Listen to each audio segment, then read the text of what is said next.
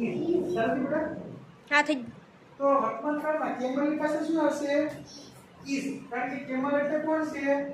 બીજો પુરુષ એક વચન એટલે ઇટ છે તો ઇટ ની પાસે શું આવશે ઇઝ તો પહેલી જ ખાલી જગ્યામાં આપણે લખી નાખો is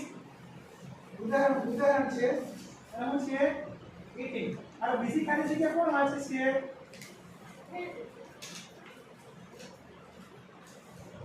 Vaastav Meenakshi the camel ખાલી જગ્યા રન આવી ખાલી જગ્યા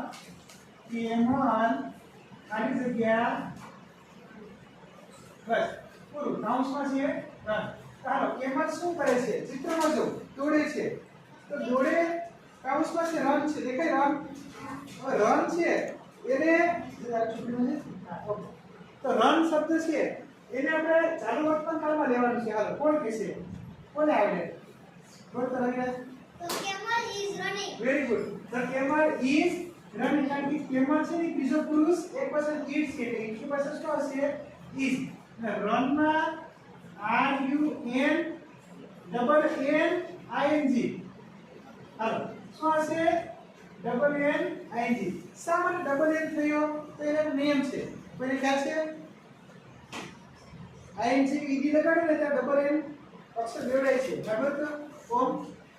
જ્યારે છેલ્લા અક્ષરની આગળ સ્વર સરસ એ જ્યારે છેલ્લો અક્ષર હોય ને એની આગળ સ્વર હોય ને જો આર યુ એન તો છેલ્લો અક્ષર આપણે થોડું ઝૂમ કરી જાવ આ બાજુ છે છેલ્લો અક્ષર છે એન છે એની આગળ શું છે યુ તો યુ છે તો રન ને રનિંગ શબ્દ લગાડો તો અક્ષર કેવો થઈ જાય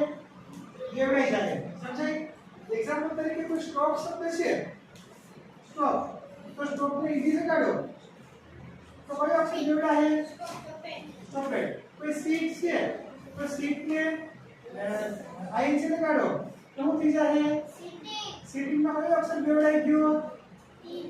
ટી શા માટે અક્ષર ક્યાં કેવડાય કે જ્યારે છેલ્લો અક્ષર છે એની આગળ સ્વર હોય તો આઈન છે લગાડો કે ઈડી લગાડો ત્યારે અક્ષર કેવડાય છે સમજાય છે કાઈ ખ્યાલ પડે છે તો અક્ષર કેવડાય ને એની ખાલી જગ્યા હજી એક છે જો બીજી છે જોઈ લો આ કોણ વાંચે છે વાંચતો જયદીપ